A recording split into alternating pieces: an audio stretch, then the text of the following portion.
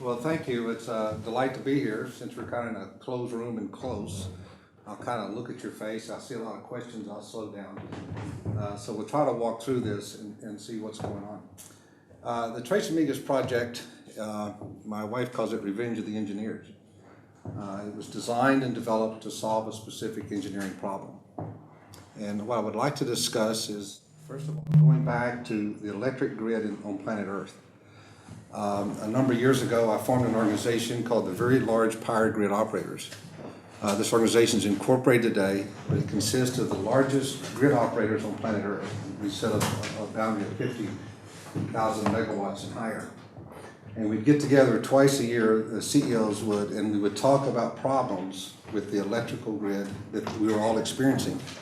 And out of that, certain things became to be an epiphany to me.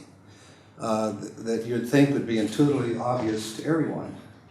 One is that for the past 100 years, 50 years, we've developed this thing called interconnected AC systems, common grids. We developed this machine, and electricity is the same all over the planet. And if we think about the grid as a machine, this electrical machine that's developed, what I found out is that we have common problems in this machine, regardless of where you are. Regardless of your country, your corporate form, or whatever, there's certain problems. I'll talk about that. The second thing was, and this was another epiphany, believe it or not, but electricity truly flows at the speed of light. It really moves at the speed of light. It's the only product in the world that isn't produced the instant someone wants to consume it.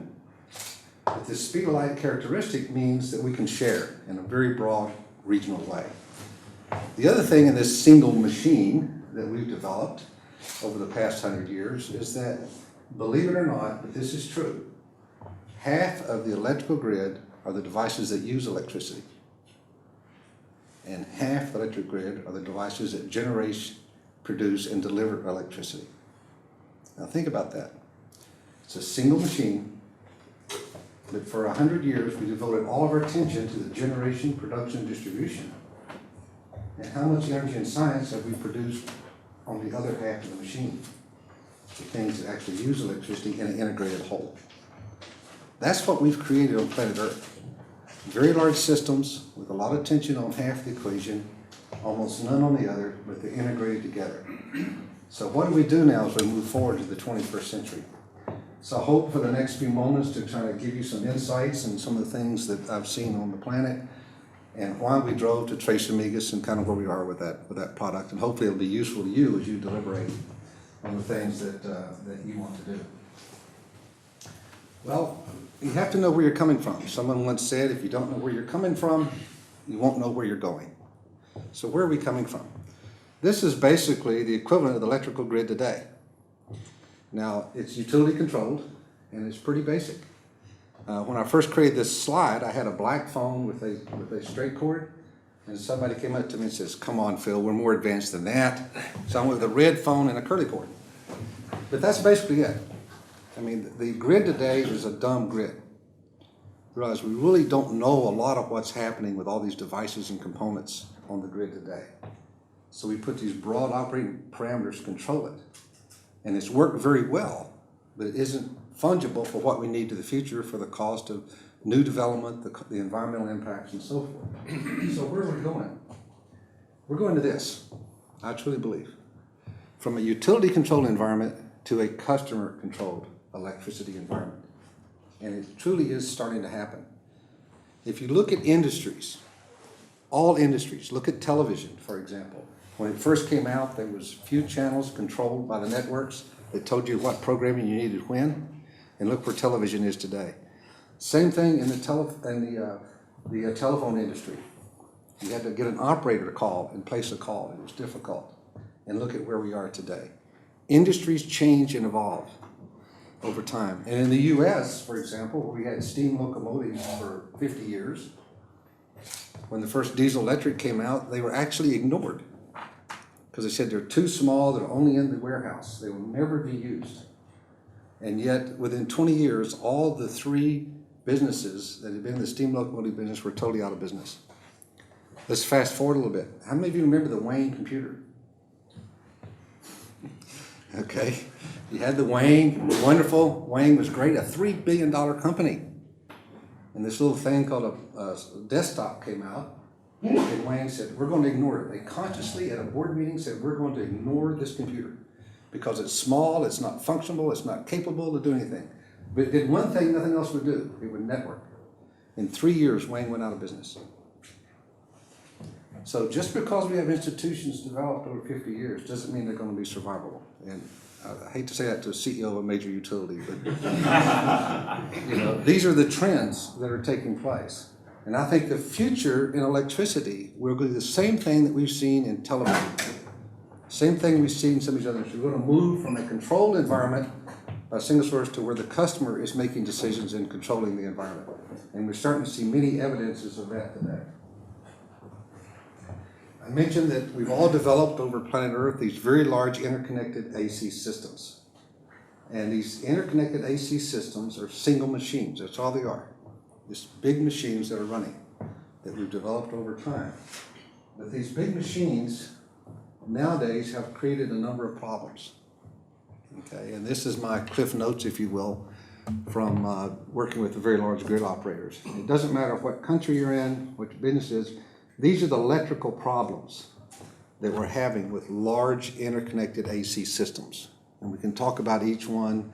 You can analyze blackouts and you can see, but we got these big machines like the Eastern Interconnection and the European grid and so forth, and they're difficult. When you have an outage, how long does it take to analyze it to figure out what happened? Okay, they're wonderful, but they're fairly dumb. But we have a lot of engineering problems regardless of where you are, and every country in the world fights these and figures out how to deal with them. Because if you don't, what happens with electricity? We're talking at lunch. You know, the electric industry is the only industry that can't stand down. We have a problem with an aircraft carrier. What does the military do? They stand down. We have a problem with a Gulf oil rig. What do? We stand down. What happens if we have a problem with electricity? Do we stand down for 2 months while we try to figure it out and just shut the power off to everybody? No. And this is one of the difficulties because a single mistake with electricity can have massive unintended consequences. So it's like changing the engines on an airplane that's flying. That's what we're trying to do. And not only the engines, but the control systems. So because the consequences of a mistake are so huge, we have to be very careful of how we make those changes, because we have to change it on the fly. We can't stand down. But these are real issues, real serious issues we have to deal with, and very elegant companies are trying to work those out. The difficulty is that as we solve those issues, they become very complex, and become complex in just the tools we have to use. For example, when you want to make a change, to do this, to add to this, you have system impact studies. Because with an AC system, it's like an environmental system. It's like ecology. One thing affects everything else. One thing affects everything else. So everybody that has an impact on that has to be involved with the study. So you get into all these characteristics, and it becomes a huge overhead management task to manage an interconnected AC system. And Europe has their ways of doing it, Brazil has their ways, the US has their ways, etc. But it's a massive housekeeping effort. A lot of energy and effort is spent just on managing these electrical problems and figuring out the right solutions to move forward. But it's a lot of effort. I mean, just look at the people in this room. How many of you are electrical engineers? But look at the policymakers, look at everyone that has to be engaged to make sure we make the right steps forward on electricity because of these impacts and things happen. Probably one of the most difficult ones is this last bullet here. And that is, how do you plan for the next level thing you want to do? How do you do that? And we use some planning practices that are called deterministic, where we have a fixed set of variables and we try to pick a point in the future and say this is exactly what it's going to be. But you change one of the variables, what happens? The endpoint changes. So people say, well, we want to build major transmission, so we do a full econometric study. Priced one of those out before. You're talking tens of millions of dollars from almost any economic firm that can do these things. So who can afford that? So we're in an area where we're having to go forward. We can't make a mistake because we find an airplane that can't land, but yet we have to make decisions to move forward. So how do we deal with that? What's the right thing to do and how can we solve the problems? Well, fortunately, one of the things that's happening is the advent of better high voltage direct current. High voltage direct current, long haul DC lines are definitely one of the technologies of the future and will be here. Why? Because if you look at the interconnected AC system and all the things that it's doing to keep the lights on, DC is point to point. You can specifically say, I'm injecting power from this source and I'm delivering it specifically at this end. And you can analyze that. You can control the number of mixed variables. You know precisely what you're doing. So from a rational reason for this AC motor that we're trying to optimize, and to be able to study it and actually know what happens, DC is the better choice analytically. It's also the better choice commercially because we now have devices that can manage the ancillary services. And without getting all that, we've got things that will make the reactive power, the voltage support be different than the active power. So the tools of HVDC are here. And there are many of them out there, and so you're seeing more and more HVDC lines. And it is the long haul transmission line of choice, and we'll see it coming out more and more and more. Now the other thing, I want to dwell on this just a moment, because I think this is extraordinarily important. Remember, we have a dumb grid. We don't know what's happening on the grid. And so the way that you operate a power grid is, since you can't get faster than the speed of light, the way that we operate these grids is we say, okay, we're going to project the worst things that can happen to us over the next 10 minutes, and we analyze those. At PJM, we analyze 10,000 variables every 10 minutes. And we pick the top 300 worst things that could happen to us, and we analyze those. And we reconfigured the grid to make sure it could withstand a fault. In the next 10 minutes, we repeated that process, 7 by 24, over and over again. And that's why PJM stopped the blackout in 2003, because we were positioned, because believe it or not, our worst contingency was an outage occurring in the West at that time. And it works. Okay, so why do we do that with such detail? It's because we don't know what's happening on the grid. We have models, data. Then a lot of the data is very old, based on equipment that may be 50 years old. For example, may say that equipment can only operate this way within this bandwidth. And so it's built into the mathematical model, but actually it may be a very cool day and you could operate closer, but you don't know. So we have to be conservative because we can't afford that. So what's happening, and this is Department of Energy statistics, is that today only 30% of all power generated uses power electronics between the generator and the use. Only 30%. But in 20 years, 80% will be controlled by power electronics. And just think of that. Power electronics will be measuring everything from the generation source, whatever it is, to the consumer. That is going to be a game changer. This is the computer that's sitting out there that we're not seeing. This is the network that's being created. Okay, and this is a massive game changer. Studies in the US have shown that if we could engage, remember that other half of the equation? Not the generation, transmission, distribution side, but the other side that we don't know anything about. If we can engage that with power electronics, we can cut the cost of generation, transmission, distribution by 20%. By 20%. There's that much cushion in the growth just by engaging this part of the occasion through the use of power electronics. Right now, almost everything in the US in our stimulus funds is going into things called situational awareness, just how we can get more smarts in the grid to know what's happening. And that needs to happen because most of our equipment is 50 years old and dumb. But now we're starting to talk about how do we get engaged into this process so all the other devices can integrate as a whole. And these are the benefits just from an engineering point of view. Just by the very fact that if we could measure everything that was on a grid from a generation source to these lights, and it was all linked, okay, these are huge benefits to the grid. So going back to my first point, remember all those problems we were having and how difficult it is to analyze an interconnected AC system? When we put smarts on everything all the way down and move it through, these are the benefits that are gained over the overall power grid.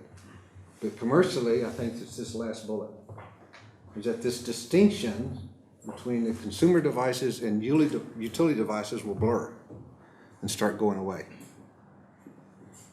Okay, because the smarts are in there and they'll be able to do the auto controlling and the different things that are happening. Now this, I know this is hard to read, but this will be produced for you later, and I copied this. This was IBM announced this a couple of years ago, but I really believe it. Why would IBM spend so much time studying what's happening with electricity when they basically ignored electricity for 100 years? Well, they see these changes. They see the future, and over here they talk about the grid today, and over here they talk about the things that will happen as you can measure things actually, and then the benefits that are happening. And I think this is extraordinarily insightful into what's going to happen with the power grids as we move forward over the next 20 years.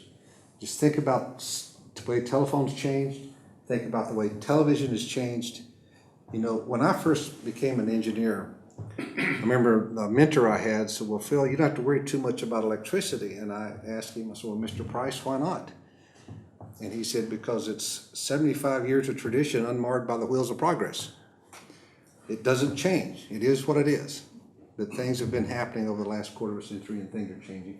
This is absolutely amazing. And this is why companies like Cisco and IBM and Microsoft are so interested in electricity, because they see these changes coming in the future. And any enablement of this is nothing but for our public good, because we're much better making our devices more efficient and integrated with the grid than we are building new generation, new transmission, and new distribution. Let's make it more efficient and better, and we'll all win. The other thing that's happening, again, this is from the IBM study, is in the past, see, all we did was talk about power generation, transmission, distribution, and to the meter. And that was our world for 75 years. And now that we're integrating this and integrating these smarts into this, we got a whole new world created. We got other sources of generation coming in, the marketing of those other sources of generation in the business. And we got all these customer devices coming in. So there's a whole blended network coming in that we've never experienced before. And how do we deal with that? How do we work with that? How do industries form with that? And how does that become functional and effective is all before us today. The other major thing is the data to information. Believe it or not, these are true numbers. I took 10 minutes out of an operational day at PJM, a 10-minute window, and we went through and had them analyze all the data silos from agencies, customers, utilities, regulatory authorities of data that came out of that 10 minutes of operation, and it was 6 to the 9th power. It was incredible. And then the traditional models we were using, and then how you get that into real time and down to what the user actually needs. Massive data problem. And again, this is why IBM, Microsoft, and others are so interested in electricity today, because they see the need to manage and operate this data.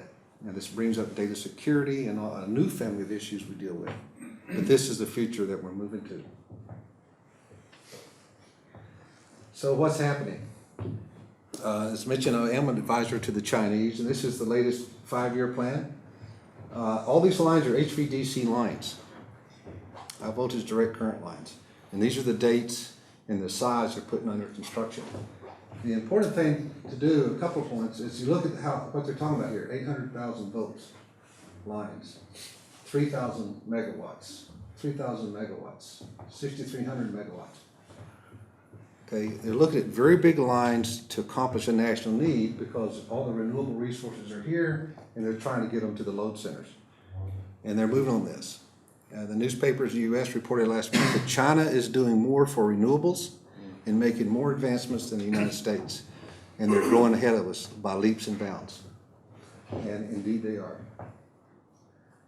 This is what I picked up from one of the websites, but this is the European Supergrid concept. No different really than China. Try to capture the solar resources, capture the wind and other resources, and find a way to network them in the most wise way. And I think that's a smart plan. I think it will become a reality and it should be supported, particularly using these high voltage direct lines, because you can say exactly what needs to happen and where it needs to move to. There's probably some opportunities in here for things like Tres Amigas that can make it work more efficiently and effectively. But I think that's a good plan. We have to look at all the resources, capture those resources, be able to integrate them as a whole. The difficulty we have is in the U.S., how many different decision makers do we have? We've got over 4,000 different utilities in the U.S. We have 2 countries in our grid, Canada and the U.S. linked together. So you got 4,000 different companies. You have 2 countries. You have 48 states, 9 Canadian provinces. Now somebody do the math on the combinations and permutations of decision makers that says what you're going to do for the next step. Very difficult to get a cohesive decision. In Europe, you have different issues, different problems, but at least you have a way to start looking at it through the EU and other committees to be able to say, okay, how do we rationalize this? My encouragement to you is to engage in the debate. It's too important not to engage, it's too important not to discuss, and it's too important not to be able to reach solutions so we can move forward on a rational way. The other thing that came out, this summer from ETSO. I thought it was pretty good. It's a hierarchical view of the issues facing the European transmission system operators. And I think this is a pretty good way to state it. You've got issues of what do you do with variable renewable energy generation.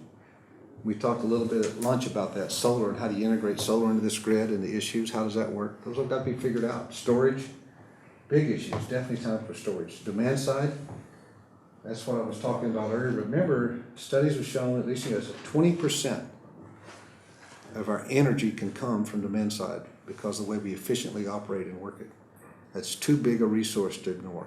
It's an integrated machine. Balancing mechanisms. The grid has to be in balance, right? Supply and demand all the time. As we integrate these new sources, as we bring in the demand side, the customer into all this, you got much more sophisticated tools that have to come in play to make sure the grid's in balance all the time. The math can handle that. We can do it. It needs to be there. The settlement systems, for Europe's a little ahead of us. You use clearing houses and you have a way to have sophisticated settlement systems. But every time you start doing trade, you get into derivatives. We're all familiar with what happens in derivative markets. But that's all part of making this machine work. Someone mentioned at lunch that electricity is the energy of the future. Absolutely. But to make that energy work, we've got to be sophisticated in everything around it, the financial particularly, with how we settle transactions in the clearinghouses and how that works with derivative products that come out of electricity. Congestion management, ultimately a grid that works, that stays in balance all the time and can be self-annealing and help itself. Very sophisticated. And then ultimately a single market of trading. I thought that was quite good. So how does that lead to Tres Amigas? Well, in 2007, I was involved with consulting with a number of firms in the Southwest. There's a large of resources there trying to be built, but they couldn't get to the economies of scale and size. And I've seen that same problem everywhere. If someone's trying to put in a solar or wind or something strictly for Ireland, it's different than if you're doing it for Europe. And you need economies and scales and size to get the efficiency that you need. If you're trying to put in something that can make the grid work smarter and better, for you, it may be 3 countries away where that device needs to be located electrically. Remember, this interconnected AC system is agnostic. It doesn't see anything but a machine that connects a lot of devices to the grid. It's a single machine, and the way we operate efficiently is different. A number of transmission lines are being proposed in this area because of the wind and solar. So it seemed like in the U.S. it was time to connect this 600,000 megawatt grid here, 70,000 megawatt in the Empire of Texas, and a 240,000 megawatt grid in the West. It was time that power should be able to move between them if we're going to rationalize and be able to use these resources. So we spent a lot of time looking at this and the various drivers that would make it happen. This came out of the Western Governors Association, and it really is absolutely incredible what's happening there. Again, if you just look at the wind and solar resources, they're absolutely massive in the area. Just New Mexico alone, just wind alone has 27 gigawatts of wind potential at a 40% capacity factor. Now, here's the trick question today. What's the peak load of the entire state of New Mexico? It's 5 gigawatts, the entire state. So what are you going to do with 27 gigawatts of wind? Solar alone is 15 gigawatts. So you got 42 gigawatts of power out of New Mexico alone. What are you going to do with it? It's just sitting there ready to be tapped, let alone the whole western part of the region. The other thing that's happened is we've got a place here called the Permian Basin. The Permian Basin, massive oil reserve. There's been 25 billion barrels of oil taken out of it since the 30s. But 12 years ago, they started pumping CO2 into the ground. And they're actually mining CO2 because they can't find it. And they're bringing it down from here, here, and here. But what they found out after 12 years of research is that CO2 is a wonderful product to get more oil out of the ground. When it mixes with oil, it's not like water. It makes the oil thinner, it makes it come up easier, it makes it process, and they can extract 99.9% of the CO2 and re-inject it. The problem is, if they could get enough CO2 in the Permian Basin, studies have shown after this 12 years of research, they could recover another 75 billion barrels of oil. That is absolutely incredible. Absolutely incredible. The problem is they can't get enough CO2. So what they're doing now is they're putting a CO2 generator right here. And the CO2 generator has already got a contract at $20 a ton for the CO2. And they're taking the other things out of this CO2 generator and making fertilizer out of it. And the problem is this CO2 generator has a byproduct. They don't know what to do with it. And it's called electricity. So here they got a CO2 generator, saw this need, but they don't know what to do with the power. They're looking at having a 3 gigawatt complex there ultimately, but they don't know where to put 3 gigawatts of electricity. And they're trying to figure all of that out. There's some nuclear plants being proposed down here in future development of the U.S. I doubt if they'll ever develop, but nevertheless are being proposed. So a huge amount of energy resource. And if you're looking at the long-term value of our society, our economy, and the environment, those need to be tapped. So it was another driver to develop Tres Amigas. So the question is, how do we do it? How do we do it? Well, looking at all these variables, we started putting it together, obviously using high voltage direct current because you can convert. We're using voltage source converters because with voltage source converters, you have long AC lines. You have this problem called reactive power and ancillary services. And we're using solid state technologies to build those in. We're creating a buswork using superconducting cable that will carry that power at 5 gigawatts in and amongst the things. Then we'll have connections with all three of the sides of it. We're right now with this project. I said we had 2 years of engineering design. We went public with it about a year ago, and we've had tremendous attention for it. Everything from Physics Today, Scientific American, National Geographic, etc. It's a solid state. We will buy all the power to support this from green technologies. It'll be a total green site, and it will enable all this energy to move between all three interconnections. I think from an engineering point of view, the top thing is that we looked at the three interconnections, we looked at the electrical issues, and this was engineering designed to solve electrical issues and to add value and to make it work. So while Tres Amigas itself of this size, we've got 15,000 acres, and we're saying the scale to be able to construct it up to 30 gigawatts may be unique. The concepts, the business principles, the engineering principles behind it, I think are hugely transferable.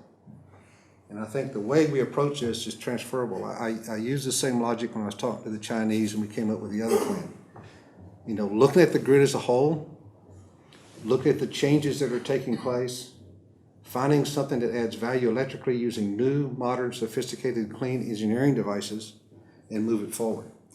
Now, from engineer, that's all we can do. But public policymakers have to develop some of these bigger issues. The financial issues around trading, derivatives, and how this trade is really going to work can only be made by public policymakers. Public policymakers can only make the tough decisions, which is on cost allocation. You can engineer what's best at a certain point, but if everybody wins, who pays? If it's located in Ireland or Switzerland, who pays? Only you can make the public policy questions. And right now, I would say that's the biggest impediment in the US and elsewhere. There's a huge number of public policy questions that have to be addressed in order to unlock this. One of the biggest ones is on this demand side. The technology is there, the science is there, they're emerging, but how do you price that in a liquid market? How does that work? And we're starting to move on that in the US. Those are things that need to be addressed. So it's these business and policy questions that need to be addressed in order to unlock the engineering and the potential to help us move forward in a clean way. So thank you very much.